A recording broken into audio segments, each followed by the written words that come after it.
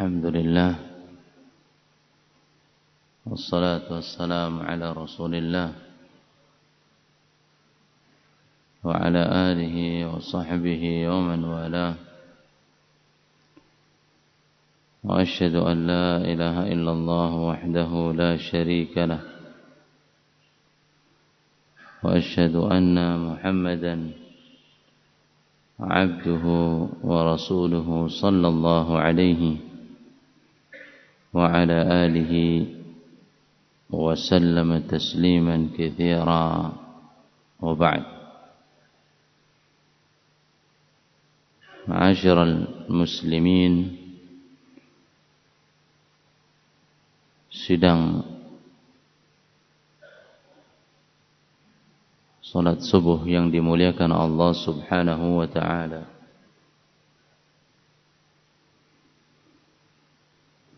Di tengah berkembangnya modernisasi yang ada pada zaman ini, muncul fenomena yang amat sangat berbahaya. Saling hujat menghujat terhadap syariat-syariat yang telah Allah Subhanahu wa ta'ala turunkan kepada kita. Ditambah lagi dengan celaan, cemooh, cercaan terhadap sendi-sendi yang telah digariskan oleh Nabi kita Muhammad alaihi salatu wassalam di dalam agama ini. Bermunculan Islam fobia, propaganda yang mengidentikan cadar dengan terorisme, celana cingkrang dengan radikalisme, orang yang berusaha memanjangkan jenggotnya dengan ekstremisme. Bahkan ironisnya beberapa ormas Islam berani mengatakan bahwasanya itu semua tidak ada dalil.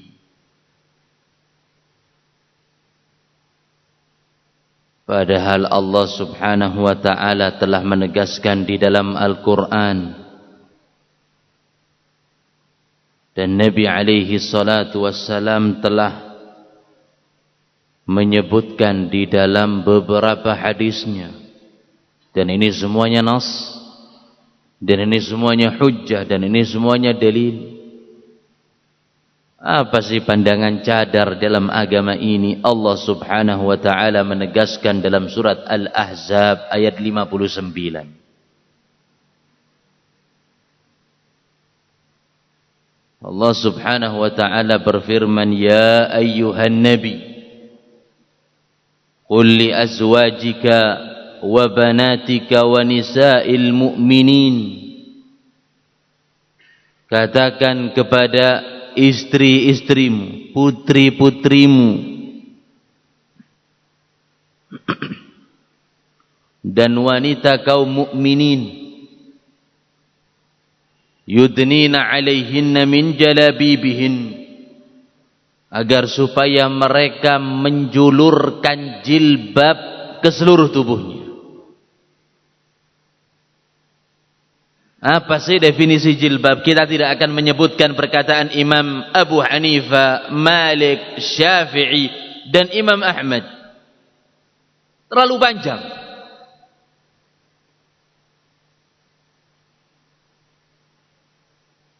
Kita akan mengambil penjelasan dari terjemahan Al-Quran yang dikeluarkan oleh Departemen Agama Republik Indonesia tahun 1971. Dan bisa dicek. Ketika sampai pada ayat ini, Al-Ahzab ayat 59, terjemahan resmi Al-Quran dari mushaf yang dicetak oleh negeri Saudi Arabia. Ketika sampai pada kata jilbab, Departemen Agama memberikan footnote, catatan kaki dengan nomor 1233. Dikatakan jilbab adalah sejenis baju kurung yang lebar, digunakan untuk menutup kepala, wajah, dan dada. Dan saya yakin Departemen Agama tidak akan mengajarkan radikalisme. Dan ini artinya cadar. Wahai Nabi, katakan kepada istri-istrimu, putri-putrimu, dan wanita kaum mukminin menjulurkan jilbab ke seluruh tubuhnya. Dan ini artinya jilbab. Dzalika adzna an yu'rafna fala yu'dzain, karena fungsi di antara jilbab supaya bisa lebih dikenal dan tidak mudah untuk diganggu. Artinya wanita menggunakan jilbab, hijab, tertutup auratnya merupakan seorang wanita yang muhtaramah, terhormat. Kucing garong tidak bisa bebas untuk mengganggu mereka, berbeda dengan seorang wanita yang menggunakan pakaian separuh lutut, seolah-olah memberikan semangat kepada lelaki-lelaki yang berniat jelek untuk mengganggu dirinya. Wal waqi' akbaru syahid. Dan kenyataan merupakan bukti yang ada. Wanita menggunakan jilbab menutupi auratnya lebih berwibawa daripada wanita yang membuka.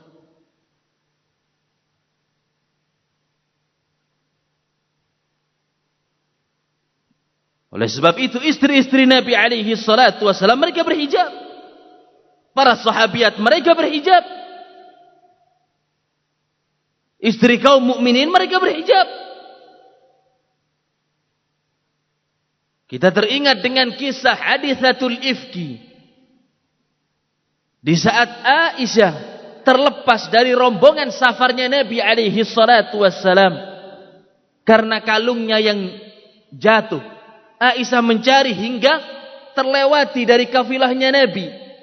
Beliau bersama para sahabat sudah berjalan dan dipikir Aisyah di atas hewan tunggangan bersama mereka. Kemudian Aisyah pun tersesat dan beliau pun tertidur.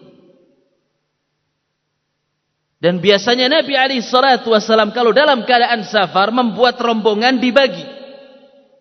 Ada yang di depan, ada yang di belakang. Rombongan yang di belakang setelah itu mendapati Aisyah, di antaranya Safwan bin Mu'attal. Melihat Aisyah sedang tidur, kata Safwan bin Mu'attal, "Inna lillahi wa inna ilaihi raji'un."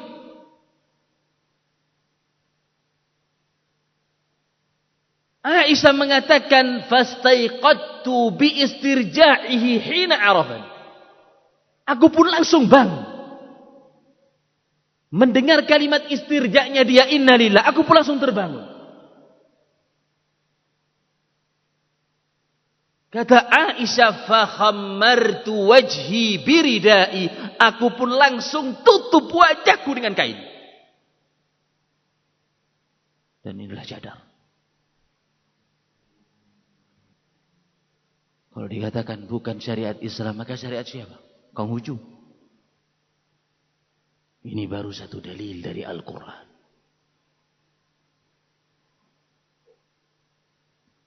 Kemudian dalil yang kedua masih di surat yang sama, Al-Ahzab ayat 53.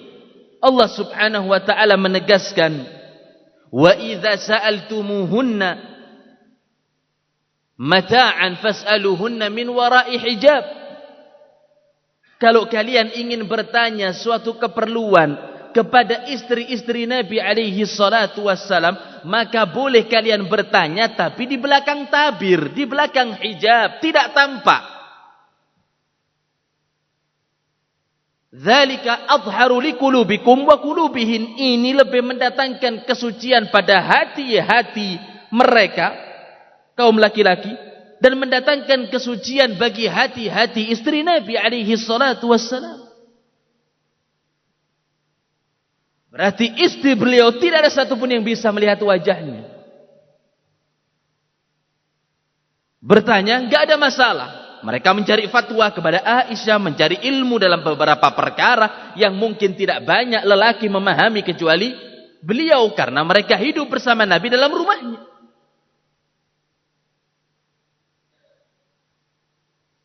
Akan tetapi di balik tirai, mereka tidak bisa melihat wajah, alias mereka bercadar.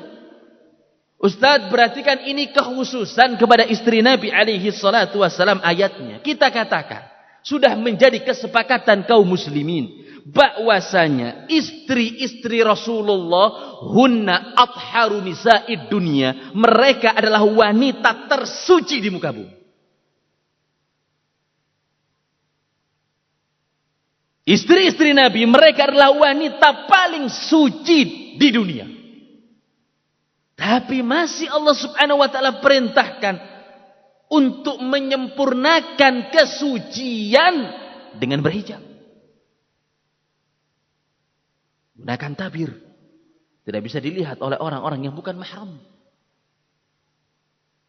Ini pada zaman siapa? Pada zaman ketika mereka hidup ada sekaliber Abu Bakar, Umar, Uthman, Ali, Talha, Abdurrahman ibn Auf, Khalid ibn Walid. Para sahabat yang mereka dijamin oleh Allah subhanahu wa ta'ala masuk ke dalam surga. Dan sebagian mereka Allah subhanahu wa ta'ala puji dalam Al-Quran. Artinya mereka adalah kaum yang bertakwa kepada Allah. Diperintahkan masih istri-istri Nabi untuk berhijab dari mereka. Lah apalagi zaman sekarang. Lelaki hidung belang di mana-mana. Buaya darat banyak. Maka sepantasnya bagi kaum mukminat lebih dan lebih untuk mensucikan jiwa mereka. Dua dalil dari Al-Quran cukup. Seorang mukmin akan menerima akan hal ini. Dan ini merupakan bantahan bagi mereka yang mengatakan bahwasanya cadar tidak ada dalil. Kadzab.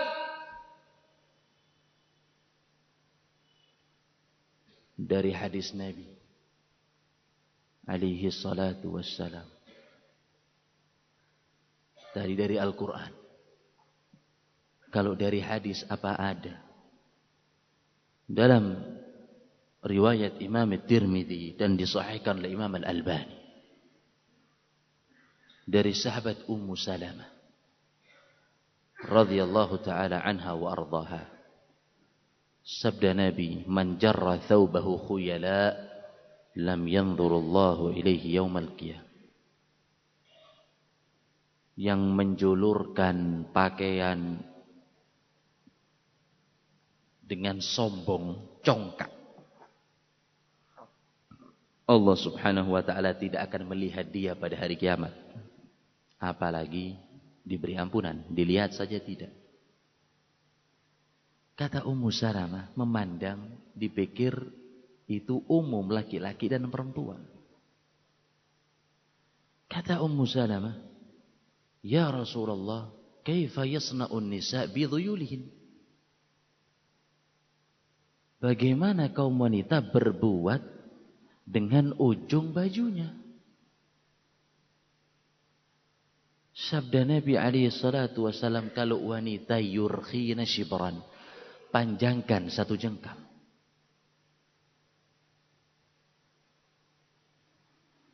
Kata Ummu Salamah, idzan takshifna aqdamun. Wahai Rasulullah, berarti kalau cuma sejengkal, ketika wanita ini berjalan akan tampak kakinya.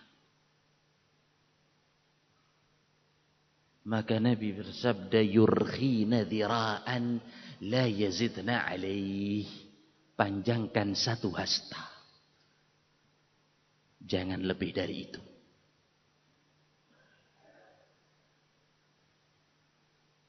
Pada hadis ini, ikhwani afidhakumullah, menjelaskan bahwasanya kaki wanita itu aurat yang wajib untuk ditutup.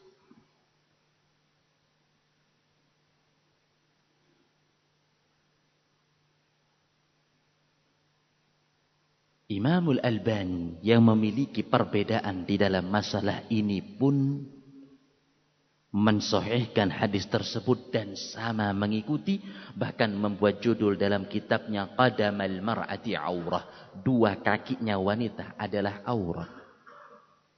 Padahal kaki itu aqallu fitnah.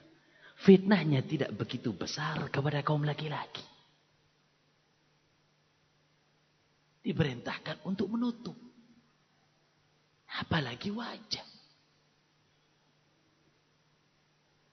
Ana tanya kepada Pak Abdul Aziz. Antum nanti kalau nazar perempuan Pak Abdul Aziz. Yang antum lihat kakinya apa mukanya? Kalau antum menjamkan mata, antum yang dinazar Pak Abdul Aziz. Nah, yang antum lihat apanya Pak Abdul Aziz? Wajahnya. Wajahnya. Sama dengan kita.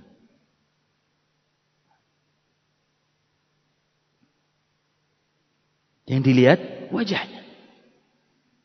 Karena wajah majma' mahasinun nisa wa jamaliha wa fitnatiha. Wajah ini merupakan sumber kecantikan wanita, keelokan mereka, dan fitnah yang besar datang dari sini. Oleh sebab itu Nabi SAW bersabda, al-mar'atu aurah. Wanita itu aurat. Idza kharajat istasrafaha syaitan. Kalau mereka sudah keluar, dihiasi oleh syaitan.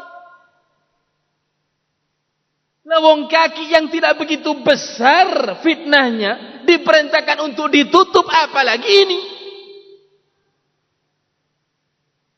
Dan Nabi SAW tidak meninggalkan fitnah yang paling dahsyat kepada umatnya, melainkan fitnah wanita.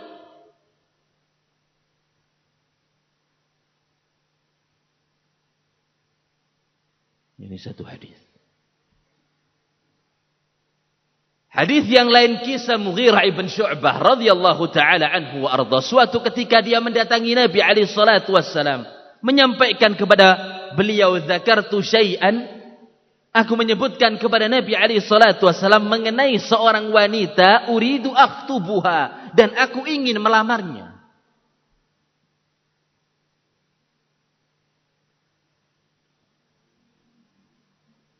Kemudian Nabi SAW memberikan nasihat kepada Mughirah ibn Syu'bah. Kata Nabi, "Fanzur ilaiha." Kamu harus lihat wanita itu. Fa'innahu ajdar an yu'dama bainakuma. Karena dengan nazar, melihat, itu dapat melanggengkan hubungan di antara kalian berdua.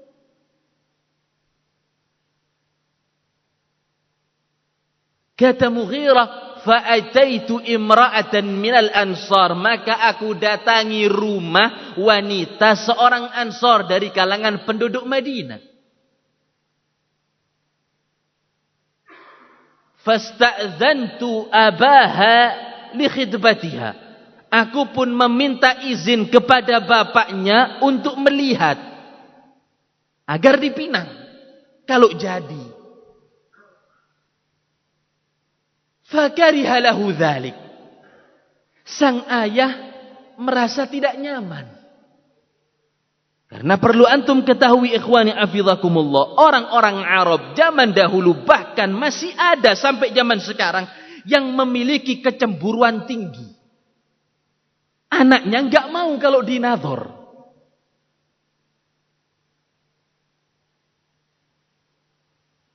Dan di beberapa negeri Arab ini masih banyak di antara mereka.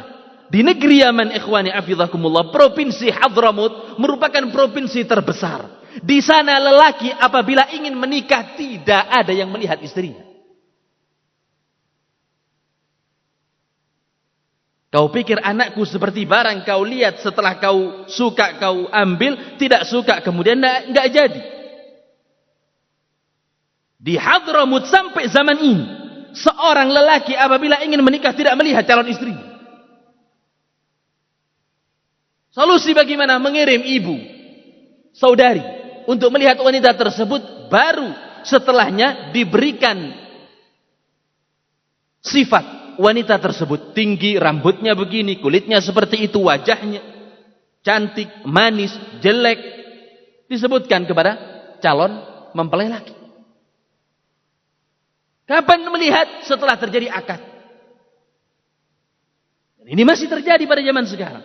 Kita kembali kepada hadis tersebut. Bapak perempuan itu merasa tidak nyaman, ingin mengingkar. Fadzakartu qaulan Nabi alaihi salatu wassalam. Kata Mughirah, aku pun menyampaikan kepada beliau wasiat Nabi agar aku melihat, agar aku nazar.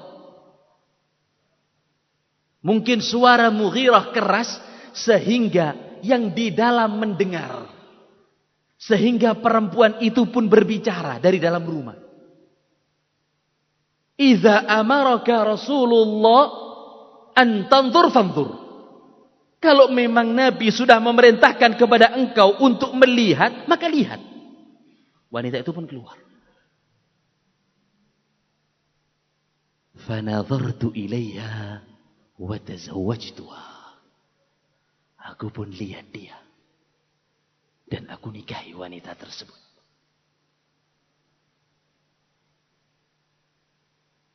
Apa pendalilan dari pembahasan kita? Artinya ikhwani afizakumullah, kalau seandainya mereka para wanita pada zaman itu membuka wajah, tidak perlu seorang lelaki datang ketuk pintu minta izin kepada wali atau ayah perempuan untuk nazar. Cukup lihat di jalan, selesai. Dan ini salah satu keutamaan kaum muslimat, nikmatnya Islam, wanita terjaga.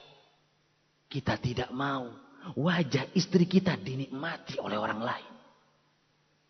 Islam merupakan agama yang mengajarkan kecemburuan yang syar'i kepada kaum muslimin.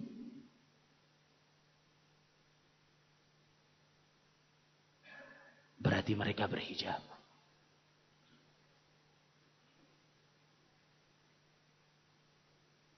Oleh sebab itu Al-Hafidh Ibnu Hajar rahimahullah, beliau mengatakan kanatil Arab yasturna wujuhahunna 'anil ajanib. Dahulu orang-orang Arab sampai zaman sekarang, kata Ibnu Hajar, menutupi wajah-wajah mereka, yaitu kaum wanita, dari orang-orang yang bukan mahram. Kenapa kita sebutkan Al-Hafidh Ibnu Hajar? Ibnu Hajar ini mazhabnya apa? Mazhabnya apa? Syafi'i. Ini pendapatnya Ibnu Hajar. Orang-orang Arab dahulu sampai sekarang, wanita-wanita mereka tertutup wajahnya. Kita sebutkan Ibnu Hajar karena Ibnu Hajar Syafi'i. Perlu antum ketahui, a'immatul arba'ah, 4 imam, Abu Hanifah, Malik, Syafi'i, Ahmad, mereka sepakat mengenai syariatnya hijab. Perselisihan ada pada hukumnya saja, wajib atau enggak wajib. Tapi kalau syariat, 4 imam ini semuanya sepakat. Kalau Indonesia yang mengatakan mazhabnya kita Syafi'i, apalagi Imam Syafi'i memandang telapak tangan wanita dan wajah ini aurat, kalau mereka konsisten dengan Syafi'i, semuanya berjadar. Tapi kalau mengambil sesuatu, meninggalkan sesuatu karena hawa nafsu, ini kunci musibah. Dan ironisnya ini di negeri kita ditunggangi oleh orang-orang liberal yang mereka ingin merusak sendi-sendi Islam dari dalam.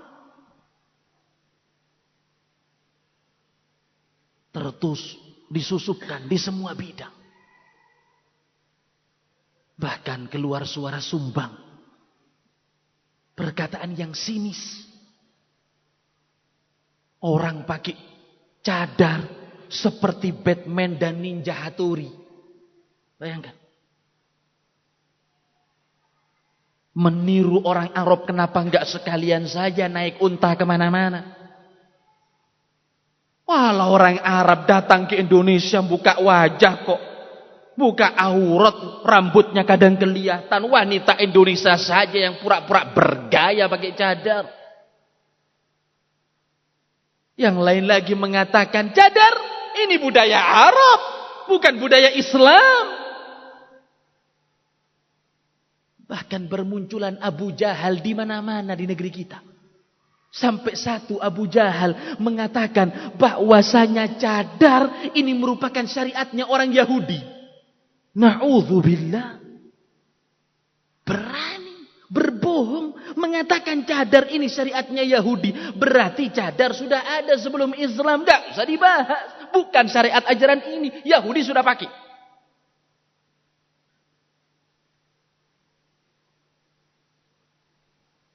Ketika turun firman Allah Subhanahu wa taala yang terdapat dalam surat An-Nur ayat 31, "Waliyadhribna bikhumurihinna 'ala juyubihin." Hendaknya mereka menjulurkan kerudung-kerudung untuk menutupi dada mereka, kaum wanita. Kata Aisyah radhiyallahu taala anha wa ardhaha, "Yarhamullahu nisa'al muhajirat." Semoga Allah Subhanahu wa taala merahmati wanita-wanita muhajir yang hijrah dari kota Makkah menuju ke kota Madinah. Cepat langsung menjalankan firman Allah, fasyaqaqna murutahunna. Mereka langsung mengambil kain seadanya, disobek ujung-ujungnya, fakhtamarna biha. Mereka pun langsung tutupi wajah. Artinya, sebelum turunnya surat An-Nur ayat 31, mereka enggak pakai itu. Artinya orang Arab enggak ada yang menutup wajah. Ini bukan budayanya orang Arab. Ini merupakan syariat yang Allah Subhanahu wa taala turunkan dari langit ketujuh. Bukan kebiasaan Arab. Bahkan Allah Subhanahu wa taala berfirman, "Wa qarna fi buyutikunna." Tetaplah kalian kaum wanita di dalam rumah, wala tabarrujna tabarrujal jahiliyatil ula. Jangan kalian bersolek, berias seperti solekannya kaum jahiliyah. Ini menunjukkan berarti wanita pada zaman jahiliyah kalau keluar dari rumah mereka berhias dengan membuka wajahnya. Maka Islam memberikan fitrah terhormat kepada wanita agama ini. Tinggal dalam rumah. Berarti kalau wanita suka keluyuran, betah di jalan, sudah jauh dari fitrahnya.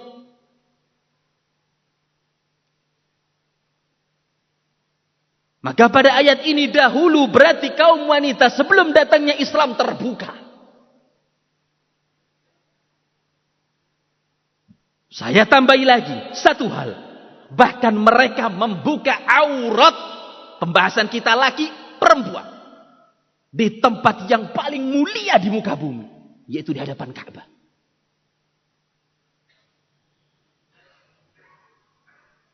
Berkata Abdullah ibn Abbas radhiyallahu taala anhu wa arda, mengkisahkan bagaimana kehidupan mereka dahulu.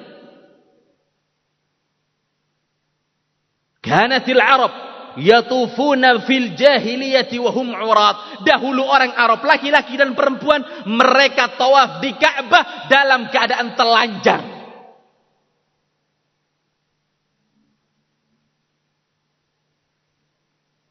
Yusaffirun wa yusaffiqun.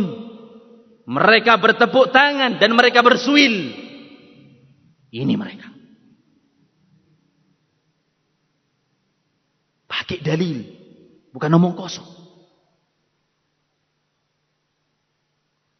Mereka bersuil dan bertepuk tangan, tawaf di Ka'bah, telanjang.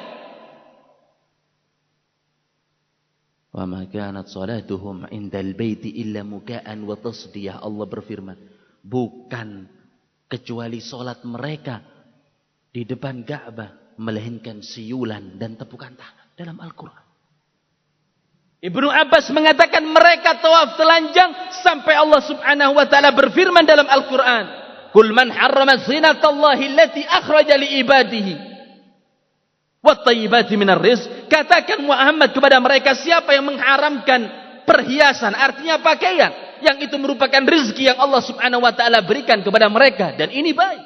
Perintah untuk menutup. Apa sebabnya ikhwani afillakumullah? Mereka punya keyakinan tidak pantas menggunakan baju yang mereka sudah bermaksiat dengan baju itu. Kemudian baju tadi dimasukkan ke dalam Ka'bah untuk bertawaf. Ini enggak pantas kepada Allah. Jadi kalau mereka sudah bermaksiat di perjalanan menuju Ka'bah, menuju Baitullah, mereka lepas baju ini sebelum masuk ke dalam masjid. Laki dan perempuan. Kecuali orang Quraisy. Tugas mereka berdiri di pintu-pintu masjid. Kata Urwah ibnu Zubair Al-Qurashi yang terdapat dalam Sahih Bukhari dan Sahih Muslim. Kata Urwah, kanu yu'tuna rijala wan nisa'a athiyab. Orang-orang Quraisy dahulu menyiapkan pakaian. Dahulu mereka menyiapkan pakaian di pintu masuk masjid, memberikan kepada lelaki dan memberikan kepada perempuan. Tapi kalau sudah manusia datang berjubel, berbondong-bondong, fa idza lam yu'tuha tafa bil baiti uryanan. Kalau mereka sudah tidak kebagian, pakaian habis, mereka tawaf dalam keadaan tidak menggunakan baju.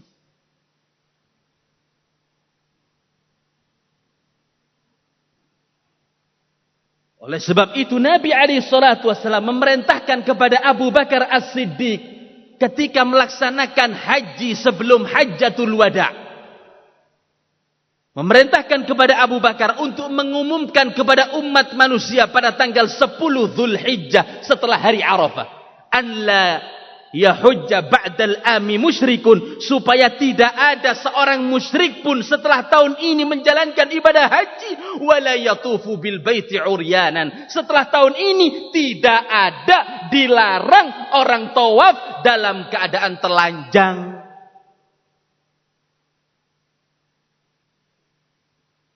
Setelah datangnya Islam, diajarkan kepada mereka tata cara berpakaian yang baik. Ini ajaran kita. Ini syariat Allah. Bukan budaya. Bukan adat. Bukan tradisi satu golongan dengan golongan yang lain. Yang merupakan kenikmatan bagi kaum muslimin. Wanita terjaga kehormatan mereka dengan tertutup aurat. Dan kaum laki-laki pun terjaga mereka dengan pakaian-pakaian yang baik. Ini yang mungkin bisa kami sampaikan pada kesempatan kali ini. Subhana rabbika rabbil izzati amma yasifun. Wassalamun ala al-mursalin. Walhamdulillahi rabbil alamin. Nah.